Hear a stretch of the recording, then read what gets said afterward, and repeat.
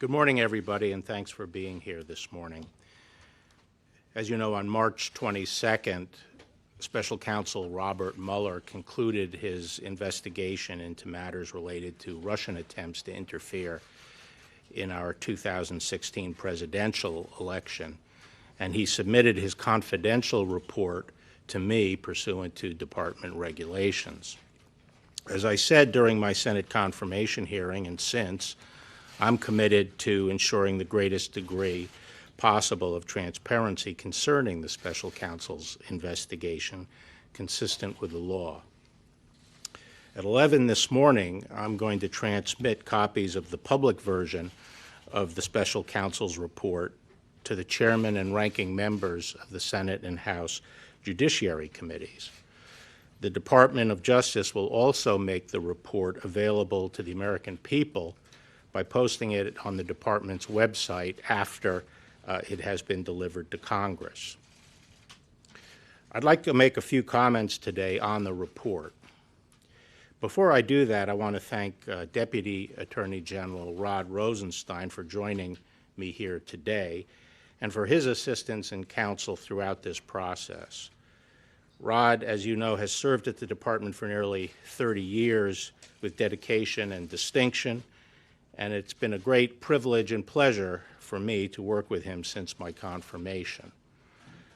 He had well-deserved plans to step back from public service that were interrupted by my asking him to help in my transition. Rod has been an invaluable partner, and I am grateful that he is willing to help me and has been able to see the special counsel's investigation through to its conclusion. Thanks, Rod. Thank you. Yeah.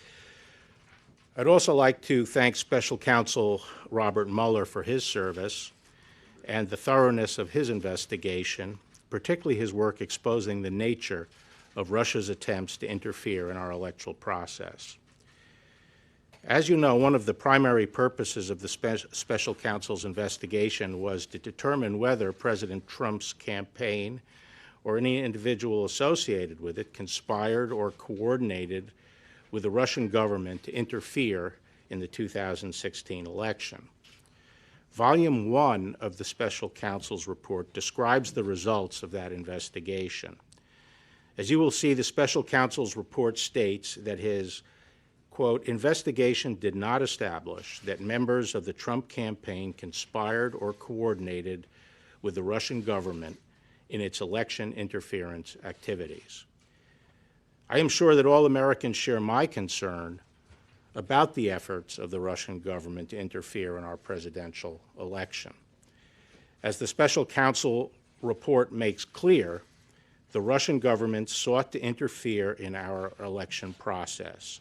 But thanks to the Special Counsel's thorough investigation, we now know that the Russian operatives who perpetrated these schemes did not have the cooperation of President Trump or the Trump campaign, or the knowing assistance of any other American for that matter.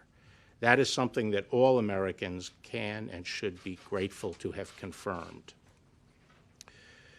The Special Counsel report outlines two main efforts by the Russian government to influence the 2016 election.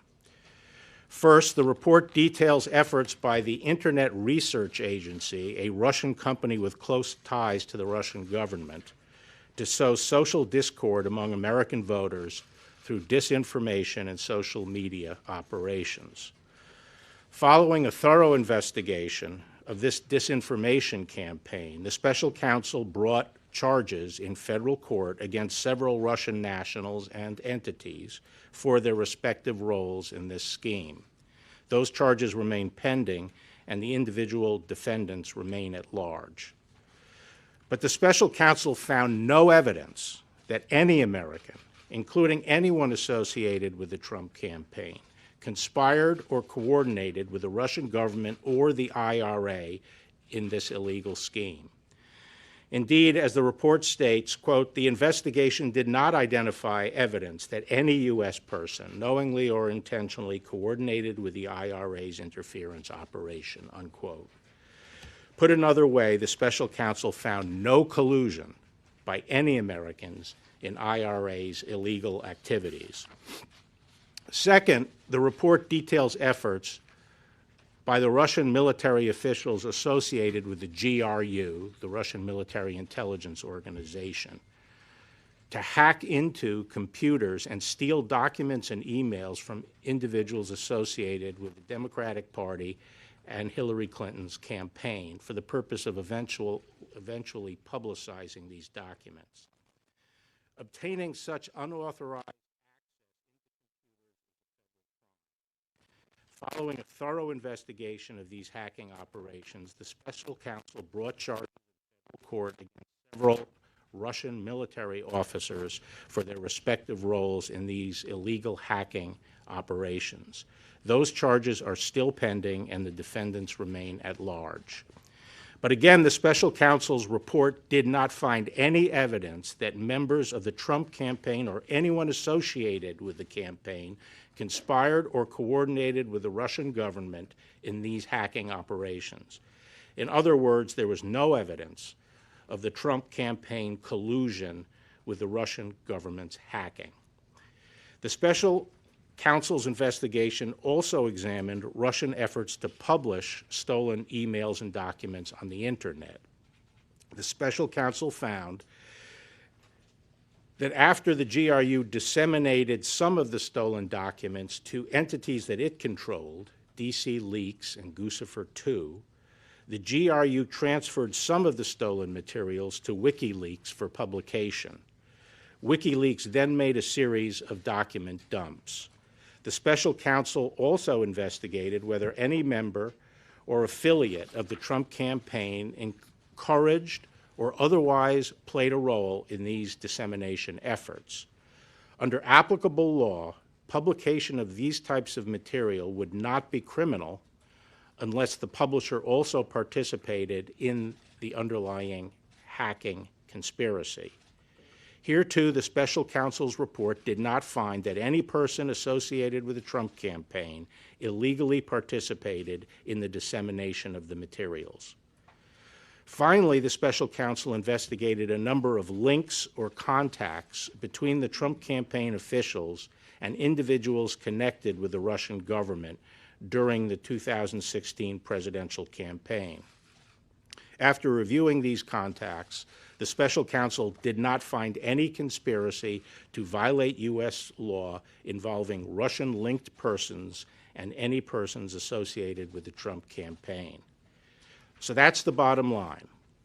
After nearly 2 years of investigation, thousands of subpoenas, hundreds of warrants, and witness interviews, the special counsel confirmed that the Russian government sponsored efforts to illegally interfere with the 2016 presidential election, but did not find that the Trump campaign or other Americans colluded in those efforts. After finding no underlying collusion with Russia, the special counsel's report goes on to consider whether certain actions of the president could amount to obstruction of the special counsel's investigation. As I addressed in my March 24th letter, the special counsel did not make a traditional prosecutorial judgment regarding this allegation. Instead, the report recounts 10 episodes involving the president and discusses potential legal theories for connecting those activities to the elements of an obstruction offense. After carefully reviewing the facts and legal theories outlined in the report, and in consultation with the Office of Legal Counsel and other department lawyers, the Deputy Attorney General and I concluded that the evidence developed by the special counsel is not sufficient to establish that the president committed an obstruction of justice offense. Although the Deputy Attorney General and I disagreed with some of the special counsel's legal theories and felt that some of the episodes examined did not amount to obstruction as a matter of law, we did not rely solely on that in making our decision. Instead, we accepted the special counsel's legal framework for purposes of our analysis and evaluated the evidence as presented by the special counsel in reaching our conclusions. In assessing the president's actions discussed in the report, it is important to bear in mind the context. President Trump faced an unprecedented situation.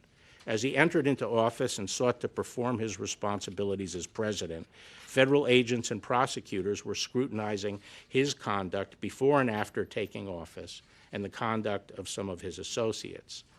At the same time, there was relentless speculation in the news media about the president's personal culpability. Yet, as he said from the beginning, there was in fact no collusion. And as the special counsel's report acknowledges, there is substantial evidence to show that the president was frustrated and angered by his sincere belief that the investigation was undermining his presidency, propelled by his political opponents, and fueled by illegal leaks. Nonetheless, the White House fully cooperated with the special counsel's investigation, providing unfettered access to campaign and White House documents, directing senior aides to testify freely, and asserting no privilege claims. And at the same time, the president took no act that in fact deprived the special counsel of the documents and witnesses necessary to complete his investigation. Apart from whether the acts were obstructive, this evidence of non-corrupt motives weighs heavily against any allegation that the president had a corrupt intent to obstruct the investigation. Now, before I take questions, I want to address a few aspects of the process for producing the public report that I am releasing today. As I said several times, the report contains limited redactions related to 4 categories of information. To ensure as much transparency as possible, those redactions have been clearly labeled so that the readers can tell which redactions correspond to which categories. Now, to recall, those categories are 6E material, grand jury material, information that the IC believes would disclose sources and methods, information that would impair the investigation and prosecution of other cases that are underway, and finally, information that implicates the privacy and reputational interests of peripheral third parties. As you will see, most of the redactions were compelled by the need to prevent harm to ongoing matters and to comply with court orders prohibiting the public disclosure of information bearing on ongoing investigations and criminal cases, such as the IRA case and the Roger Stone case. These redactions were applied by Department of Justice attorneys working closely together with attorneys from the special counsel's office, as well as the intelligence community, and prosecutors are handling the ongoing cases. The redactions are their work product. No redactions done by anybody outside this group. There were no redactions done by anybody outside this group.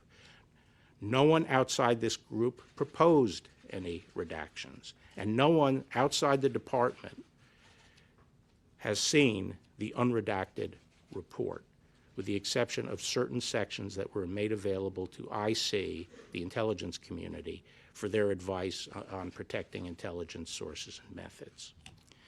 Consistent with longstanding executive branch practice, the decision whether to assert executive privilege over any portion of the report rested with the President of the United States. Because the White House had voluntarily cooperated with the special counsel, significant portions of the report contained material over which the President could have asserted privilege, and he would have been well within his rights to do so. Following my March 29th letter, the Office of the White House Counsel requested the opportunity to review the redacted version of the report in order to advise the President on the potential invocation of privilege, which is consistent with longstanding practice. Following that review, the President confirmed that in the interest of transparency and full disclosure to the American people, he would not assert privilege over the special counsel's report. Accordingly, the public report I am releasing today contains redactions only for the 4 categories that I previously outlined, and no material has been redacted based on executive privilege. In addition, earlier this week, the President's personal counsel requested and was given the opportunity to read a final version of the redacted report before it was publicly released. That request was consistent with the practice followed under the Ethics in Government Act, which permitted individuals named in a report prepared by an independent counsel the opportunity to read the report before publication. The President's personal lawyers were not permitted to make and did not request any redactions. In addition to making the redacted report public, we are also working with Congress to accommodate their legitimate oversight interests with respect to the special counsel's investigation. We have been consulting with Chairman Graham and Chairman Nadler through this process, and we will continue to do so. Given the limited nature of the redactions, I believe that the publicly released report will allow every American to understand the results of the special counsel's investigation. Nevertheless, in an effort to accommodate congressional requests, we will make available, subject to appropriate safeguards, to a bipartisan group of leaders from several congressional committees, a version of the report with all redactions removed, except those relating to grand jury information. Thus, these members of Congress will be able to see all of the redacted material for themselves, with the limited exception of that which, by law, cannot be shared. I believe that this accommodation, together with my upcoming testimony before the Senate and House Judiciary Committees, will satisfy any need Congress has for information regarding the special counsel's investigation. Once again, I'd like to thank you for being here, and I will now have a few questions. Mr. Attorney General, we don't have the report in hand, so could you explain for us the special counsel's articulated reason for not reaching a decision on obstruction of justice, and if it had anything to do with the department's long-standing guidance on not indicting a sitting president? And you say you disagreed with some of his legal theories. What did you disagree with him on? I'd leave it to his description in the report, the special counsel's own articulation of why he did not want to make a determination as to whether or not there was an obstruction offense.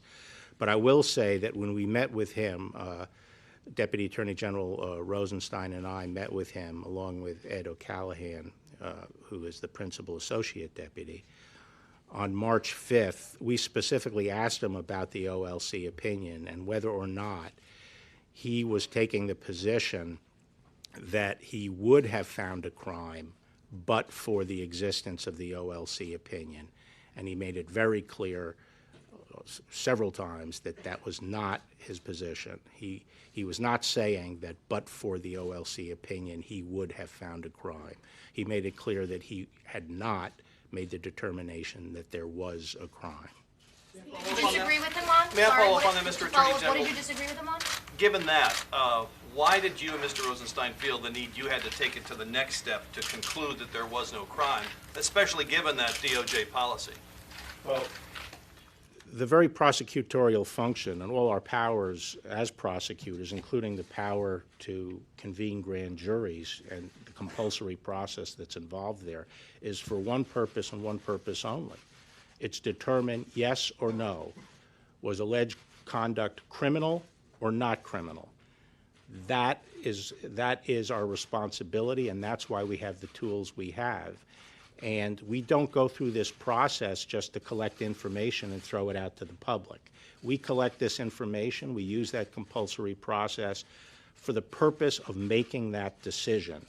And because the special counsel did not make that decision, we felt the department had to, and that was a decision by me and the Deputy Attorney General.